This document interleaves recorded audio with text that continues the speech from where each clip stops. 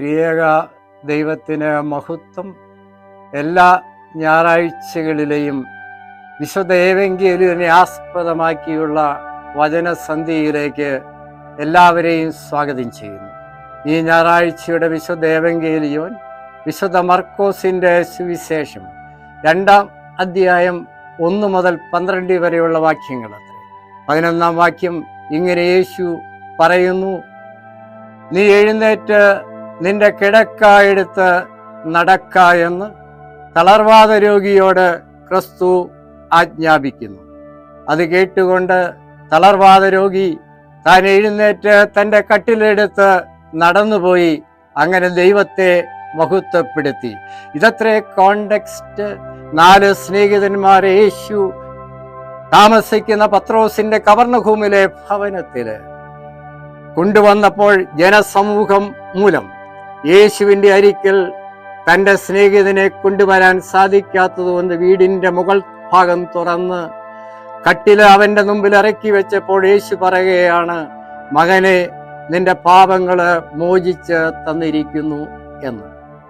ഇത് കേട്ടുകൊണ്ട് ശാസ്ത്രിമാർ അവർ ചിന്തിച്ചു, ദൈവത്തിന് സാധിക്കുന്ന കാര്യം മനുഷ്യനായ ക്രിസ്തുവിനെങ്ങനെ സാധിക്കുമെന്ന്.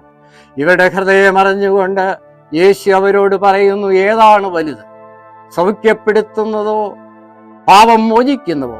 മനുഷ്യപുത്രന് രണ്ടിനും അധികാരമുണ്ടെന്ന് കാണിക്കുവാൻ യേശു തമ്പുരാൻ ആ തളർവാദ രോഗിയോട് പറയുന്ന വാക്കത്രേ മർക്കോസിന്റെ സുവിശേഷം 2-ാം അധ്യായം 11-ാം വാക്യം. നീ എഴുന്നേറ്റ് നിന്റെ കട്ടിലെടുത്ത് നടക്ക എന്ന്. നമ്മുടേതായ ജീവിതത്തില് 3 ക്രിസ്ത്യാനിറ്റിയുടെ അടിസ്ഥാന ശിലകളത്രേ: സ്നേഹവും, പ്രത്യാശയും, വിശ്വാസവും. ഇത് 3ഉം സംഗമിക്കുന്ന മഹാ കുംഭമേളയുടെ പ്രയാണ ഗയായിരുന്നു ഈ സ്നേഹിതനോട് കാണിച്ച സ്നേഹവും. ക്രിസ്തു എന്ന ദൈവം സുഖപ്പെടുത്താൻ കഴിവുള്ളവനാണെന്ന്. 3, അവനാൽ എൻ്റെ സ്നേഹിതനെ, ഞങ്ങളുടെ സ്നേഹിതനെ സുഖപ്പെടുത്തുമുള്ള വിശ്വാസം. അപ്രകാരം ആ 3ഉം, സ്നേഹവും, പ്രത്യാശയും, വിശ്വാസവും ഒന്നിച്ചു ചേർന്നപ്പോൾ അത്ഭുതകരമായി ത്രിവേണി സംഗമത്തില് ഗംഗയും യമുനയും മിത്തോളജിക്കൽ റിവർ സരസ്വതിയും കൂടി യോജിച്ച് ആ ഗംഗയിൽ മുങ്ങിയ മനുഷ്യനെല്ലാം സൗഖ്യപ്പെട്ട് നിൽക്കുകയാണ് ചെയ്തത്. യേശു ഇതിന് ശക്തനത്രേ. മനുഷ്യഹൃദയങ്ങളെ അറിയുന്നവനും രോഗങ്ങളെ സുഖപ്പെടുത്തുവാനും അവന്റെ പാപങ്ങളെ മോചിക്കുവാനും ശക്തിയുള്ളതാണ്.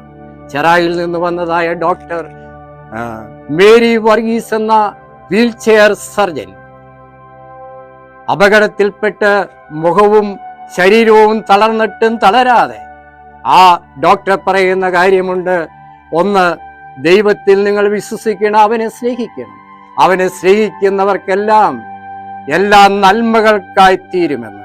അങ്ങനെ 1966 ആദ്യമായി ഇന്ത്യയില് ക്രിസ്ത്യൻ മെഡിക്കൽ കോളേജ് വെല്ലൂരില് physical medicine and rehabilitation department ആരംഭിച്ചു. തൻ്റെ മരണം വരെ ഈ സേവനം തുടർന്നു. ഭാരതത്തിൻ്റെ ഏറ്റവും വലുതായ അവാർഡ് പത്മശ്രീ ലഭിക്കുകയും 1986 എന്നേക്കുമായി ലോകത്തിൽ നിന്നും വിടവാങ്ങി. ഒന്നും മറക്കരുത്, യേശുവിൻ്റെ തിരുസന്നതയിൽ വിശ്വാസത്തോടെയും സ്നേഹത്തോടെയും പ്രത്യാശയും കൂടി കടന്നു വന്നവൻ ആന്തരിക, അഭൗമിക, ശാരീരിക എല്ലാ പ്രശ്നങ്ങൾക്കും പരിഹാരം കിട്ടി എഴുന്നേറ്റ് നടത്തുന്ന അനുഭവം ഉണ്ടാകട്ടെ. യേശുവെ, തലകൾ വണക്കി നിന്നോട് പ്രാർത്ഥിക്കുന്നു. ഈ വചനം കേൾക്കുന്ന മക്കളിലെല്ലാം നാഥാ, സ്നേഹവും വിശ്വാസവും പ്രത്യാശയും അവരുടെ ഹൃദയങ്ങളിലും വായിലും ശരീരത്തിലും ജീവിതത്തിലും ഉണ്ടായി നിന്റെ തിരുസന്നിധിയിൽ കടന്നു വന്ന് അത്ഭുതകരമായി ബലം കൊടുത്ത് നിന്റെ പ്രത്യാശയും പ്രകാശം ഉദിക്കട്ടെ എന്ന് പ്രാർത്ഥിച്ചുകൊണ്ട് എല്ലാ ദൈവമക്കൾക്കും അനുഗ്രഹങ്ങൾ നേരുന്നു.